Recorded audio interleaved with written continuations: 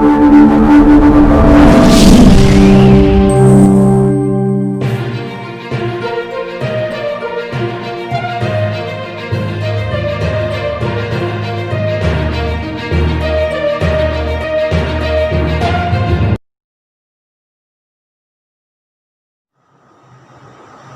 اللہ الرحمن الرحیم۔ میں بی اے اور بی ایس سی طلباء طالبات سے مخاطب ہوں۔ آپ کا جو حصہ آیات ہے ان میں سے سورۃ الاحزاب کی آیت نمبر 6 تخصصات نبوی یعنی خصوصیات نبی پاک صلی اللہ علیہ وسلم کی جو اس آیت میں بیان کی گئی ہیں ان کو آپ نے دیکھنا ہے۔ پہلے آپ بورڈ پہ آیت اور اس کا ترجمہ ملاحظہ کریں گے۔ اعوذ باللہ من الشیطان الرجیم، بسم اللہ الرحمن الرحیم۔ النبی اولیٰ بالمؤمنین من انفسہم وازواجہ امہاتہم واولو الارحام بعضهم اولیٰ ببعض فی کتاب اللہ من المؤمنین والمہاجرین الا ان تفعلوا الی اولیائکم معروفا کان ذالک فی الکتاب مسطورا۔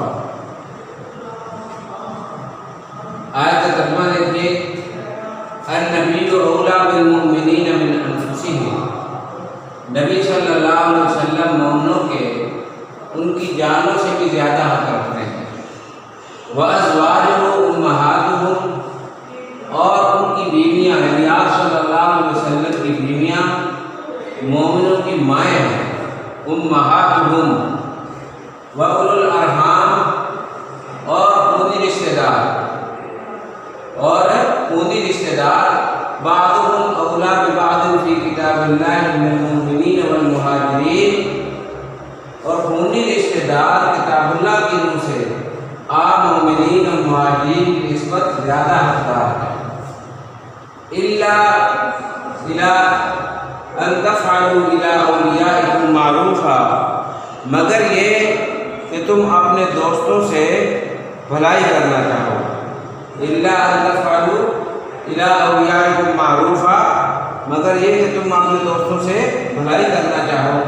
کان ذالک فی الکتاب مسطورا، یہ حکم خدا کی کتاب میں لکھا ہوا ہے۔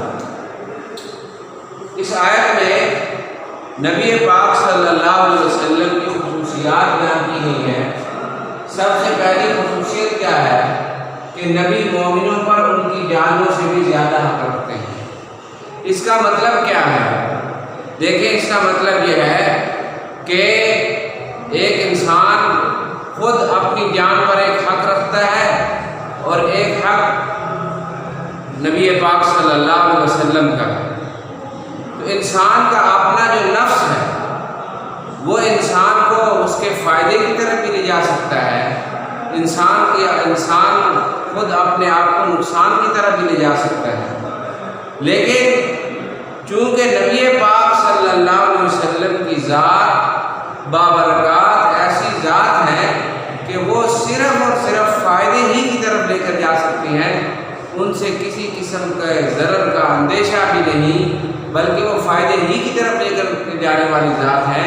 اس لیے حضور علیہ السلام کا حق مومنوں پر ان کی جانوں سے بھی زیادہ ہے۔ قرآن مجید نے حضرت صلی اللہ علیہ وسلم کا حق اس وجہ سے مومنوں پر اپنی جانوں سے بھی زیادہ حق رکھنے کا حکم دیا کہ تم اپنی جان سے بھی زیادہ حیثیت نبی پاک صلی اللہ علیہ وسلم کی ذات کو دو۔ حضرت صلی اللہ علیہ وسلم کے بارے میں قرآن مجید میں آتا ہے سورۃ توبہ میں، لقد جاءکم رسول من انفسکم عزیز علیہ ما عنتم حریص علیکم بالمؤمنین رؤوف الرحیم، کہ بلا شبہ تمہارے پاس تم میں سے وہ رسول تشریف لے کر کے آئے ہیں جن کا تمہارا مشقت میں پڑنا ان پر گراں گزرتا ہے، تمہارے بھلائی کے بڑے خواہش مند ہیں، اور اہل ایمان پر بڑے شفقت فرمانے والے اور نہایت رحم کرنے والے ہیں۔ ایک جگہ فرمایا وَكُنْتُمْ عَلَىٰ شَفَا حُفْرَةٍ مِّنَ النَّارِ، کہ تم تو جہنم کے گڑھے کے کنارے پر تھے کہ نبی پاک صلی اللہ علیہ وسلم کو اللہ نے بھیجا، احسان فرمایا اور انہوں نے آ کر کے تم کو جہنم کے اندر گرنے سے بچا دیا۔ نبی پاک صلی اللہ علیہ وسلم ایسے محسن ہیں کہ ہر معاملے کے اندر آپ نے امت کے لیے آسانی اور امت کی خیر خواہی کو بھی پسند کیا۔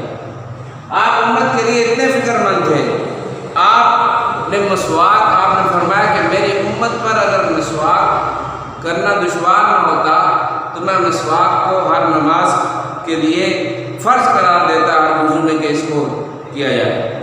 اسی طرح آپ صلی اللہ علیہ وسلم کی شفقت ہی تھی کہ آپ نے 3 دن کے بعد مسجد میں نماز تراویح ادا کرنا اسی لیے چھوڑ دی کہ کہیں میری امت پر یہ نماز فرض نہ ہو جائے اور امت کو شفقت میں نہ پڑ جائے۔ اور آپ فرمایا کرتے تھے بشرو، خوشخبری دو، ولا تنفرو، نفرت نہ دلاؤ، یسرو، آسانیاں پیدا کرو، ولا تعسرو، اور مشکلات پیدا نہ کرو۔ تو آپ حضرت صلی اللہ علیہ وسلم پر دیکھیں آپ کو 50 دماغوں کا تحفہ ملا، لیکن آپ صلی اللہ علیہ وسلم نے امت کی شفقت کے لیے، امت کی آسانی کے لیے آپ نے اللہ سے بار بار جا کر کے درخواست کی اور تخفیف کروائی کہ 5 نمازیں امت پر رہ جائیں۔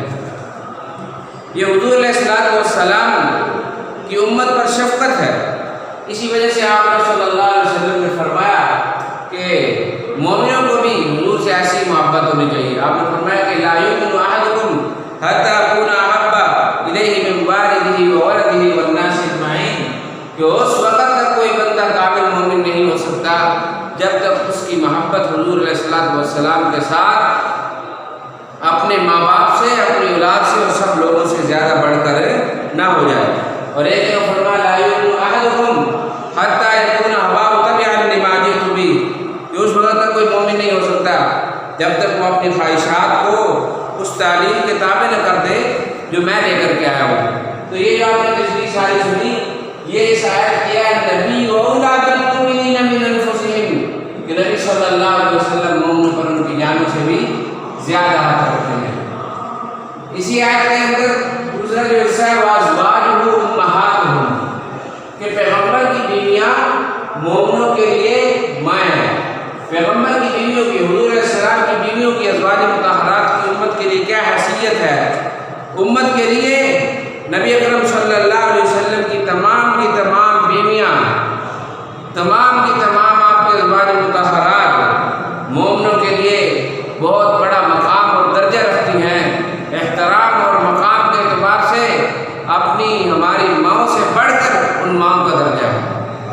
ہماری جو مائیں ہیں، ہمیں والدین، ہمارے والد نے بتایا، حضرت نے بتایا کہ ہماری ماں ہے، لیکن حضور علیہ السلام کی بیویوں کے متعلق اللہ نے فرمایا وازواجہ امہاتہم، کہ حضور علیہ السلام کی بیویاں تمہاری مائیں ہیں۔ تو حضور علیہ السلام کی بیویوں کی حیثیت مومنوں کے لیے ماں ہونے کی حیثیت سے ہے۔ اب ماں ہونے کی حیثیت کیا ہے کہ وہ ہماری محرم بن گئی؟ نہیں، غیر محرم ہی ہے۔ ادب اور احترام کے لحاظ سے تو مقام اور رتبے کے لحاظ سے ماں کا درجہ رکھتی ہیں، اور دوسری وجہ یہ ہے کہ ان کے ساتھ نکاح نہیں ہو سکتا۔ جیسے کسی عورت کا شوہر فوت ہو جائے تو وہ عورت آگے نکاح کر سکتی ہے، حضور علیہ السلام کی بیویاں آپ صلی اللہ علیہ وسلم دنیا سے پردہ فرما گئے، آپ کے جانے کے بعد بھی کسی مومن کے لیے جائز نہیں کہ آپ کی بیوی کے ساتھ آپ کی بیوی کو پیغام نکاح بھیجے اور ان کے ساتھ نکاح کرے، اس لحاظ سے وہ مائیں ہیں۔ لیکن یہ مطلب نہیں کہ وہ اب محرم ہو گئی ہیں مائیں ہونے کی حیثیت سے اور ان کے ساتھ وہی رشتہ ہو گیا ہے جس طرح ایک ماں کے ساتھ رشتہ ہوتا ہے۔ یہ ادب اور احترام اور مقام کے لحاظ سے حضور علیہ السلام کی بیویاں مائیں ہیں، بلکہ ان کا احترام اور شان تو ماں سے بھی بڑھ کر ہے۔ آیت اگلے میں فرمایا گیا کہ وَأُولُو الْأَرْحَامِ بَعْضُهُمْ أَوْلَىٰ بِبَعْضٍ فِي کِتَابِ اللَّهِ مِنَ الْمُؤْمِنِينَ وَالْمُهَاجِرِينَ، کہ کتاب اللہ کی روح سے رشتہ دار آپس میں ایک دوسرے کے ترقی کے زیادہ حقدار ہے۔ آپ دیکھیں کہ جس وقت جناب نبی کریم صلی اللہ علیہ وسلم نے مدینہ منورہ کے اندر مہاجرین اور انصار کے درمیان ایک رشتہ